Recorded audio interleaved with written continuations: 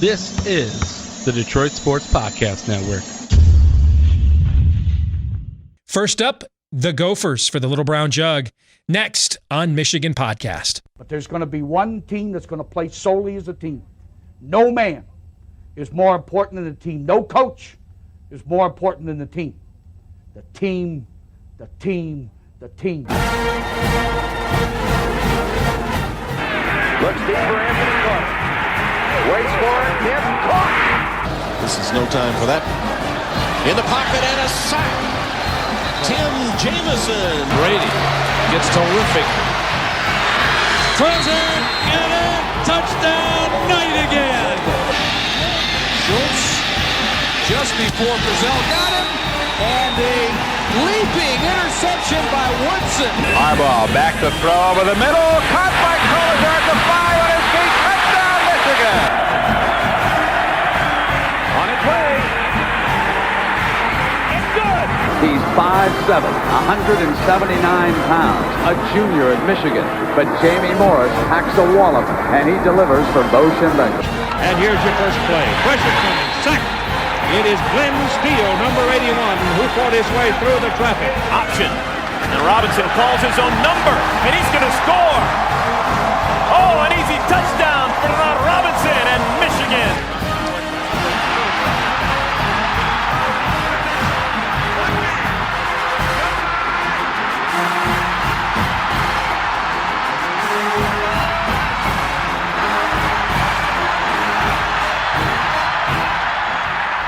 Win it. We're going to win the championship again because we're going to play as a team. And when we play as a team and the old season is over, you and I know it's going to be Michigan again. Michigan.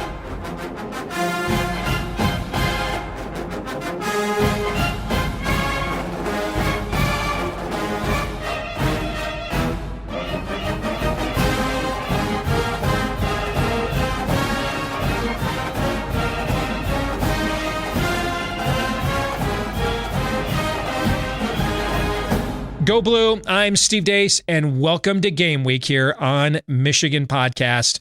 The first game week is a rivalry game for the Little Brown Jug against the Minnesota Golden Gophers, coached by PJ Fleck, who has done a phenomenal job with that program. And last year they won 11 games, first time they've done that since the turn of the century, turn of the 20th century, folks.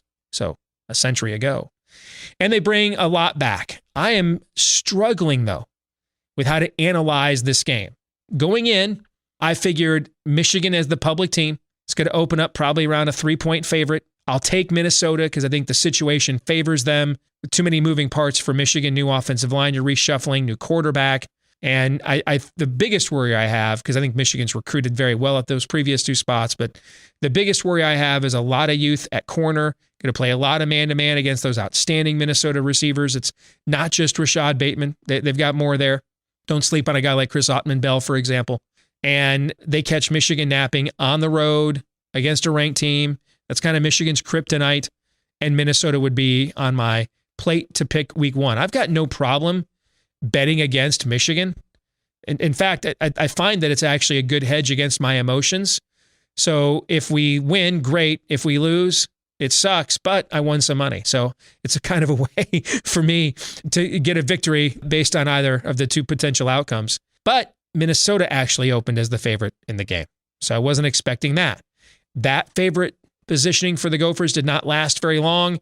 Now, Michigan has established itself as about a field goal favorite in the game. I had heard some word that Minnesota's got some COVID-related issues, nothing specific, but PJ Fleck then alluded to that at his press conference on Monday. Just said, hey, you'll find out later. I think Michigan has the better team when you look at the roster as a whole, but there's a major matchup advantage there. Tanner Morgan last year had the third best passer rating ever in the Big Ten Conference. It just happened to be second to Justin Fields, who was number 2 to only Russell Wilson. So that's pretty good company. They bring back those receivers. They bring back that offensive line. I think Michigan's defensive front is the best in the Big Ten, so I expect that to kind of be a stalemate. I do wonder, hey, if we've got to score 28 points, can Joe Milton do that without turning it over a couple times in his very first start? Same thing with an offensive line. They won't have the crowd to deal with, so that's a positive from a cohesiveness, from getting your signals straight, your assignments straight perspective, etc. I think Michigan's defensive front seven is tremendous. The best they've had, I think. Well, 2018 was pretty good with Devin Bush, but I think this one is really good. I'm just having a hard time getting a handle on this game. And it might ultimately be because I just can't see Michigan objectively anymore, but not in the way that a lot of fans struggle to analyze their favorite team objectively. You've seen me pick against Michigan plenty of times here on Michigan Podcast, and I just admitted to you I've bet against Michigan several times over the years too. Figured, hey, if we're going to lose, I might as well make some money off of it. But I've lost my objectivity through my fandom the other way. It's not seeing things through maize and blue colored glasses. It's pessimism. I'm broken. I have lost my faith as a Michigan fan. I no longer believe I'm going to ever live to see Michigan win a 43rd Big Ten championship. I don't believe it'll ever happen. I really don't. And trust me, if you put the Wonder Woman lasso of truth on me, I'd say the same thing.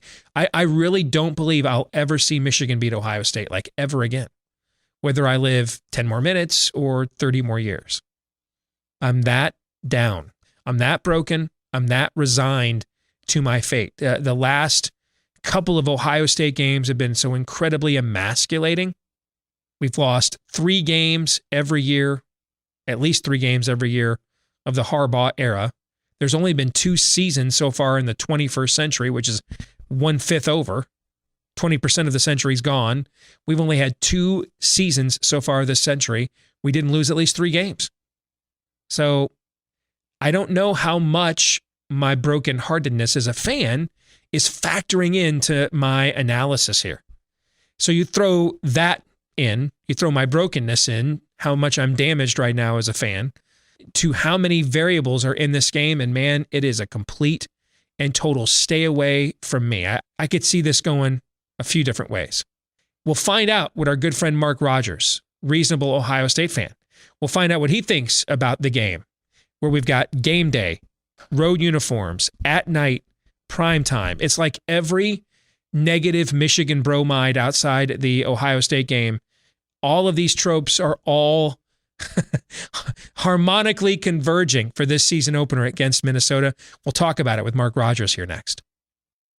So why should you consider supporting us on patreon.com/Michigan Podcast?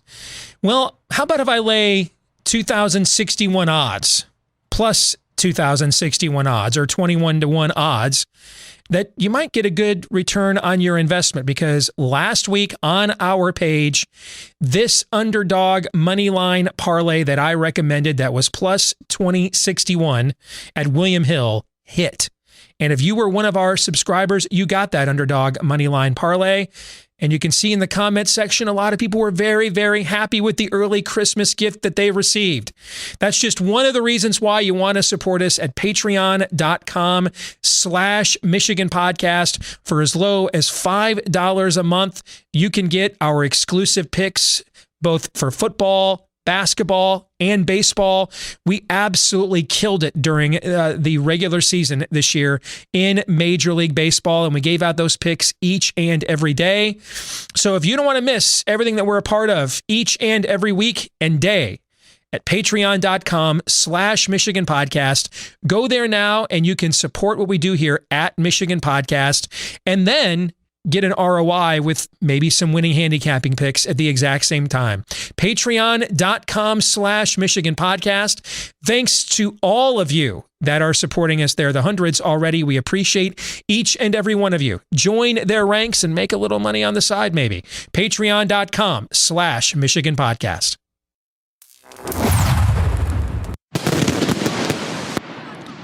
Let's get to this week's 10-Minute War, our homage to the great 10-year war between Woody and Bo.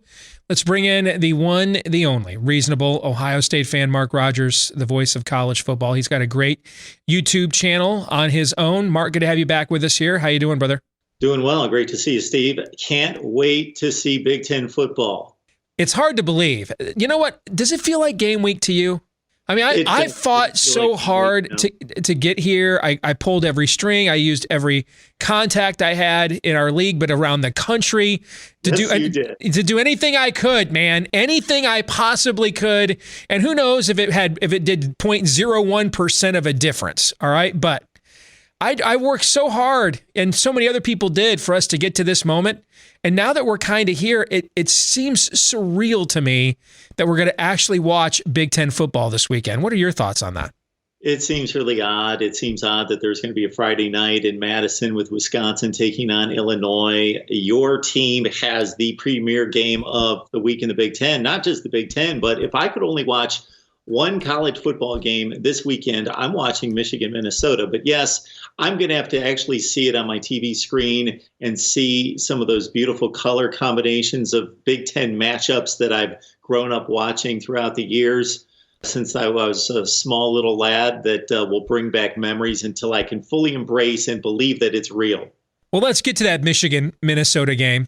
I have to tell you, trying to analyze this, I go out of my way to take my biases out of the way.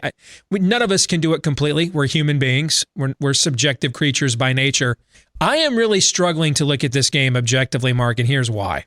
Because my bias is towards pessimism. I have, as a fan, I've given up that we're going to do any better than we already have. I've given up. I literally don't believe I will live to see Michigan has the all-time record for Big Ten championships at 42. I don't think I'll live to see another Big Ten football championship, whether I live another few months or a few decades. I don't think I'll ever see Michigan beat Ohio State like ever again. I mean, I am in here convinced of these things.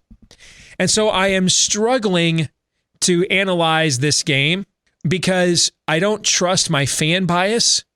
And I don't mean that from an optimistic standpoint, but from a pessimistic standpoint. So if doing my best to analyze it, I have been told there's some COVID issues with the Minnesota program. And PJ Fleck alluded to this on Monday. I know for a fact Minnesota did not want to play football this fall. They were one of the Big Ten teams earlier this summer. There were 3. They were one of the ones that were like, we're not planning on playing. We're not interested in playing. I know that they were one of the schools that did not continue practicing the entire time. Michigan was one of the few schools who did practice the entire time. I think, man, through 1 through 85, even with the losses Michigan has, when I look at my own talent ratings, Michigan is the clearly superior roster. But last year, Tanner Morgan had the 3rd greatest quarterback rating by a Big Ten quarterback ever, and he finished second to Justin Fields. There is one major matchup problem in this game, in my view, and it favors Minnesota, and that's their receivers against a green Michigan secondary, particularly at corner. And I think we've all seen games with Don Brown before where about 90% of the snaps, you get 0 to 2 yards. And then the other 10% of the snaps, you get 300 yards. We've seen this, right? Okay? And that just fits perfectly what Minnesota wants to do. So there's a ton of variables. There will be no crowd. The weather looks like December, low 30s. I don't know how great a throwing weather that is. Who knows? First start for Joe Milton.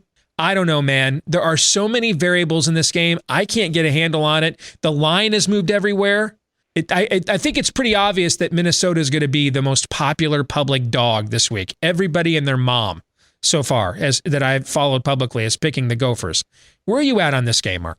Steve, it's funny because we could not be more polar opposites in our rooting interest, of course, in Big Ten football.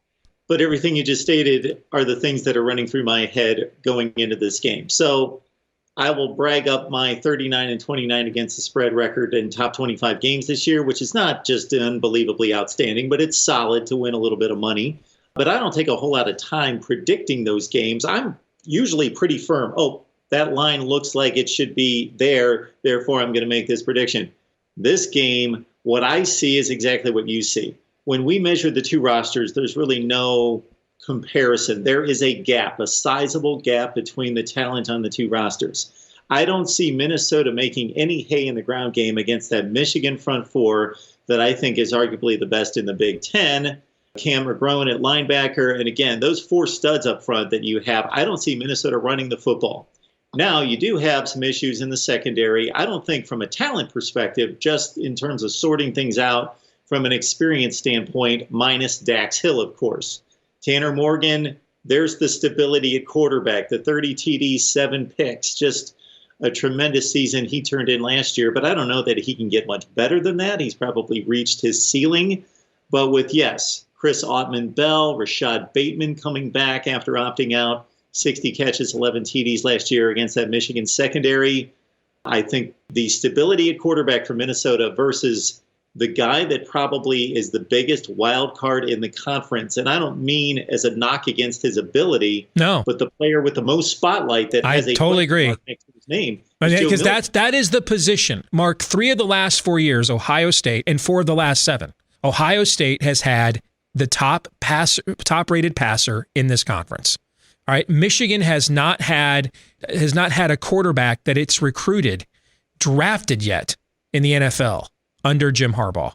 So when you're going against Braxton Miller with Devin Gardner, who was really good but playing on a broken foot, you're going against Terrell Pryor with Nick Sheridan and Tate Forcier. I mean, just look at what these quarterback matchups have been in our rivalry, or what used to be a rivalry, and that's why it no longer is the drop-off that Michigan has had at that position. And to me, I think Joe Milton is one of the wild card players in this sport this year. Because if you look, I think this is the deepest stable of tailbacks Michigan has had in 2 or 3 decades. I love the receivers, even without Nico Collins. I think it's a deep, talented unit and fits more of the quick twitch kind of guys more than those long, lanky NFL guys. It's more of the quick twitch of a Josh Gaddis offense. I have a complete trust in Ed Warner in the offensive line. I just 2 years ago, we took an offensive line that was lost, and every one of those guys got drafted in the NFL. They've recruited very well there, and the kind of offense Michigan runs, similar to Ohio State, right away early in the year, you don't have to be a road grader up there. They can kind of grow into that a little bit because the whole offense is predicated on moving the ball quickly. And I don't think Minnesota's defensive front is that great anyway. But Milton, to me, is the key. That's the difference between, is this another okay, pretty good 3-loss Michigan team, or is that the guy that takes Michigan to the next level? Because that's been the position that has held Michigan back this entire time. Shea Patterson was like 100th in the country in completion percentage last year. I mean, to me, I think he's the wild card for the entire Big Ten season. When you start talking about no Micah Parsons at Penn State, now Journey Brown's not going to play this year. To me, that's the difference between, does Michigan go into the Ohio State game, or maybe both those teams have a combined 1 loss, or does Michigan go in there, already out of the Big Ten race by the time we get to that game? I think he and what kind of player he is answers that question, I think. Well, historically, you certainly set down the dividing line between Michigan quarterback play, because prior to the quarterbacks that you mentioned, ending with Forcier and Sheridan, was Chad Henne, John Navarre, on down the line. Right. Before that, going back. We played arguably the best quarterback Ohio State's ever had. Certainly, statistically, he's in there. All right, and J.T. Barrett. Statistically, he's one of the best quarterbacks in Big Ten history. His senior year, well, he got knocked out of the game. Dwayne Haskins comes off the bench. We're starting John O'Korn. That's the difference in these programs, frankly, for the last going on 15 years now, is that position, and it's the most important position in our sport. Whereas outside of Purdue, before that, you had arguably, I would say definitely Michigan had the second best quarterback legacy in the Big Ten prior to 2007, and probably still holds up as the second best to those stars at Purdue. So yeah, Joe Milton could go out there and throw 3 interceptions and run around and do some stupid things with the football and hit on 18 of 23 passes, and it's a 24-17 loss. But otherwise, Michigan's the better team. I like your positional units and everything that you just outlined. I just think there's some continuity possibility that needs to be grown into along the offensive front. But besides that, I'm good with the secondary. It's not, there are communications to work out, but the talent's there coming back in the secondary, even though guys have little experience there. And again, the front 7 is tremendous. Did you pick up on yesterday, the Pac-12 announced its protocols for COVID? Did you see these? I did not. All right. And, it's for decades, and really all of you and I's lifetimes, the Pac-12 has been little brother to the Big Ten, right? And they've had over a century-long relationship through the Rose Bowl. They did not follow the Big Ten's lead in their COVID protocols. They're doing what the rest of college football is at the power conference level. You have to have a 53-man roster like an NFL team. You have to have, a certain amount of offensive linemen. I think the number's 7. Same protocols going on in the SEC. So, we could see 10, 15, 20 guys Like Virginia Tech's been playing without 10, 15, 20 guys so far this season. USC could do that. Oregon could do that and still have a game on Saturday. Our league is the only league in the entire sport that is putting forth this ridiculous notion that with one positive test, you have to sit out for 21 days, despite the fact you represent an age group that, according to CDC, has a recovery rate of 99.98%. Nearly 70-year-old Nick Saban tested positive and then negative and all coached in the same week down at Alabama. I don't know. Do you have any thoughts on the Pac-12, which has kind of been, the panic porn region of the country, right? And now suddenly, hey, they're just throwing caution to the wind. Yeah, we're going to adopt the SEC's. we're going to adopt their protocols as opposed to the Big Ten's stringent ones. What are your thoughts on that, Mark? Well, I think for once the Pac-12 is actually being reasonable about the situation. They've had 5 to 6 weeks of football to look over the data and look over what we're seeing play out each and every week, which is about 85% of the games being played. So it's not been perfect, but it's gone pretty well. Yeah. Had the Big Ten and had both of us known that it was going to go this well, we would have really trounced the decision to cancel the season. My goodness, they should have been starting the first week of September. The entire college football map should have been on the field the first week of September, and we would have seen 85% of the games played. But that was my initial response to the Big Ten's guidelines, where this was this ridiculous 3-week cancellation or quarantine of a 8-game season. That's going to wipe out. It's just could be disastrous to the conference playing to some reasonable result of a season. Well, what I thought was interesting is Fleck on Monday said, he acknowledged and hinted at some COVID problems in the program, but said he's not going to divulge who that is. I was under the understanding that under Big Ten protocols, everybody was going to divulge that.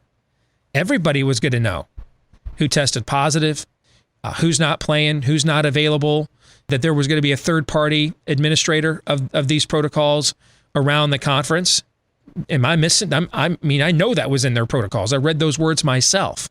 So what do you mean they're not going to disclose whether somebody's playing or not? I mean, you have any thoughts on that?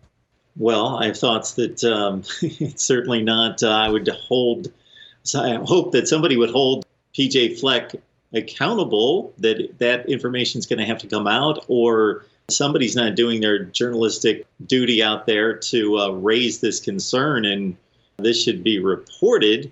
I know that Virginia Tech seems to be the classic example of losing just quantities of players and still being able to get out there and play a football game without 15 players. And in one of their matchups, it was minus both safeties, a left tackle, a starting cornerback. Among the 15, we're talking about prominent starting players.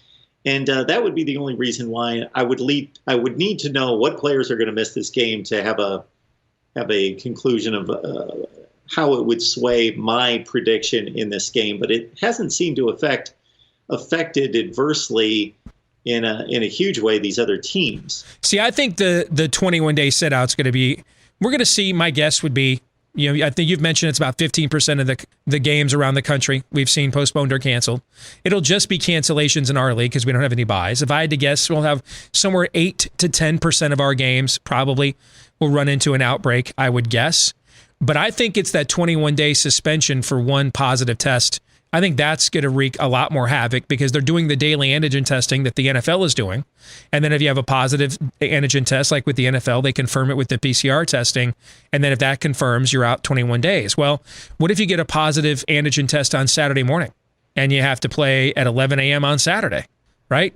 And the PCR test takes a few hours to get the final results. And then it comes back that it was a false positive. You're totally fine because we've seen a slew of those in the NFL this season.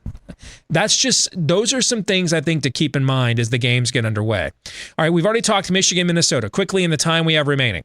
The other game I have my eye on, it's overall, it's an intriguing week of games. But the game I have my eye on is in Bloomington, Indiana, where Penn State's most explosive defensive player, Micah Parsons, already said he's not sitting out, or he's not going to play this year. Now, Journey Brown, and they've recruited very well at tailback, but he's by far the most explosive one. Now, he may not play this year. They never developed a receiver not named KJ Hamler last year. I love Pat Freiermuth, the tight end, but let me just tell you as a Michigan fan, I've learned the hard way. You cannot build a passing game in today's college football around a tight end. All right? You can't. It doesn't work like that. Okay? So I don't know, man. You look at that spread, it's only a touchdown, and yet Penn State's the public team. They're in the AP top 10. Indiana got a mere 4 votes in the AP top 25 last week. To me, they've got the best quarterback on the field in Michael Penix. I'd take him over Sean Clifford. They've got the best playmaker on the field with no Journey Brown. I think Whop Phillier is the best playmaker on the field. I don't know, man. That spread looks like they are begging you to take Penn State. I'm smelling a bit of an ambush there, but what are your thoughts across the Big Ten, Mark? Well, as you well know, Indiana has been that team in the Big Ten Eastern Division that has given everybody fits. Aside from a 51-10 Ohio State win last year against the Hoosiers, they have taken Michigan to overtime. They've taken Ohio State to a play at the 4-yard line. They've taken us to overtime twice, actually. Yeah. Yeah, these have been extremely difficult games. So against Penn State, it was only a touchdown game in Happy Valley last year. It was one of those 1-score, 2-score, back to 1-score games, which Indiana gave them a scare at the end, 34-27. 2 years ago, Trace McSorley had to hang on and convert a couple first downs with his legs to hang on to a 33-28 game. Yeah, no Journey Brown. Noah Cain's probably the number 1 back for a Penn State team that's, recruited a handful of top 10 running backs. So they're in decent shape there, but he was turning into a real star in college football, 200-plus yards in the Cotton Bowl last year. Sean Clifford, the numbers look good on the surface, the overall numbers, but I'll hit you with this. Coming off one show ago in which we were talking about Shea Patterson's completion percentage, Sean Clifford against good defenses, 50% against Iowa, 53 against Minnesota, 56 against Michigan, 48 in the game against Indiana last year, and Ohio State, 71 yards passing before he left the game. Sean Clifford didn't have a good season. He just didn't against quality defenses. And the only thing that concerns me here is Indiana's 8-4 last year was a bit thin. The best wins I see there, Nebraska and Purdue in double overtime. So Indiana pretty much pieced together an 8-4 season out of a weak non-conference schedule and a weak out-of-division schedule last year. But it will be intriguing to see if Penn State's really that good. Real quick, anything else you want our audience to keep an eye on in the Big Ten this week? Well, Adrian Martinez, 10 touchdowns, 9 picks last year. Scott Frost, when is he going to develop this outstanding offense that he has recruited playmakers like Wan'Dale Robinson and now Omar Manning, the number 1 JUCO wide receiver in the nation, to display on the field after what he produced at Oregon as offensive coordinator, and then the turnaround at UCF and Mackenzie Milton and all that they did there. When are we going to see this at Nebraska? Of course, they take on Ohio State, who's lost 2 of the top 3 NFL draft picks on defense. Good question. That Purdue-Iowa game, you got one team going through racial tension. The other team won't have its coach, who might be the best play caller in our entire conference. There's a lot of intriguing storylines in week 1 of the Big Ten schedule. Looking forward to it. Mark, good to talk to you as always, man. Thanks for joining us this week. Good to see you, Steve. A great way to stay up to date with our latest thoughts and coverage of the Michigan Wolverines is to check out our website, Wolverine Digest, part of the SI Network. That's myself, Michael Spath, Brandon Brown, Eric Rutter, and the whole team at Wolverine Digest, covering everything maize and blue, whether it's the latest football news, recruiting, college basketball on the horizon as well. And analysis is our thing. That's our jam. And because we are not beholden to anybody at the school to get access for breaking information, we got a little bit more freedom than maybe some others do to see things more from you and we, the fans' perspective. So check us out each day online at wolverinedigest.com. This week's Twitter poll, and here are the results. Who do you think wins this week's Michigan-Minnesota matchup? It's pretty close for a partisan crowd. 62-38. You guys favor Michigan. I hope the majority is correct, but I'm not optimistic. I'm not pessimistic either. I'm not evenistic. I really don't know what to think. I think there's just so many moving parts in this game. Minnesota's got a new offensive coordinator as well. Guy did a great job last year, moved on to greener pastures at Penn State. So you got a new OC there. Does that have any bearing whatsoever on Minnesota's offense. So I don't know. A lot of variables there. I just hope Michigan at the end has one more point than Minnesota. Let's get to this week's question of the week, and it comes from Eric Brenner, who says, let's be honest, we might as well just chalk this one up as a loss, watch the Michigan fan base erupt, but I really don't know why. We've all seen this coming. See, that's where I'm at, and I hate being there. I love Jim Harbaugh. He's my first favorite player as a Michigan fan growing up as a kid. I've followed him his pro career. He's still one of my all-time favorite Wolverines. I love him. I want him to be successful. Well, he has been successful. He just hasn't achieved anything, though, of significance. And I want him to do that. Badly. I've just frankly lost all hope that he will. Like, I'm convinced we are doomed. You know, if you're an Ohio State fan, you remember the old 9-3 Earl reference. That's why Earl Bruce got fired for going 9-3 every year. Kind of feels like that's what we're doing every year here. And we're not going to break out of that funk.